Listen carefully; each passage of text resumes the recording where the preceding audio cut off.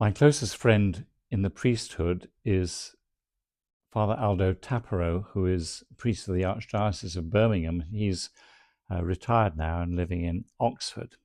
He used to be the parish priest in Leamington Spa at St. Peter's in Leamington Spa.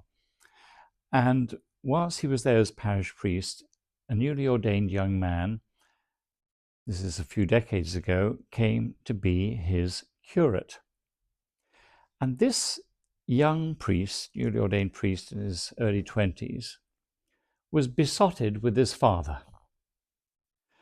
And he was forever quoting his dad.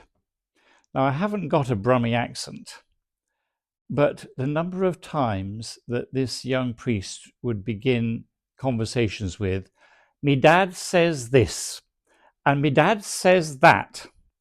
And I can remember Aldo telling me, I asked this young priest once, "Why are you bringing that briefcase to a deanery meeting?" And he said, "Me dad says you look very important if you carry a briefcase, so I'm doing what me dad says."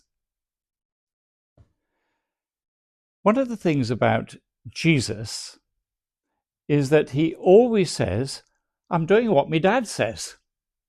Me dad says this, and me dad says that, and I'm doing what me dad says." In fact, the word Jesus used to describe God the Father was a Jewish word called Abba. And Abba means daddy. Me dad says.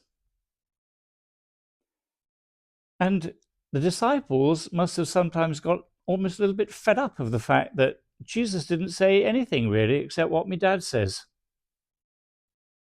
And that's what the gospel is about today. When you want to fast, when you want to give alms, whatever you want to do, go and do it with me dad.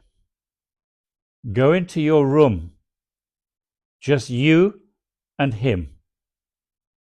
Jesus went up into the hills and spent all night in prayer to the Father. Over and over again we hear this in the scriptures. Why? He wants to know what me dad says. And that is what he is telling us today. Nobody needs to know how good you are except your dad. So think of the Father, Jesus' dad, as your dad. And do what me dad says.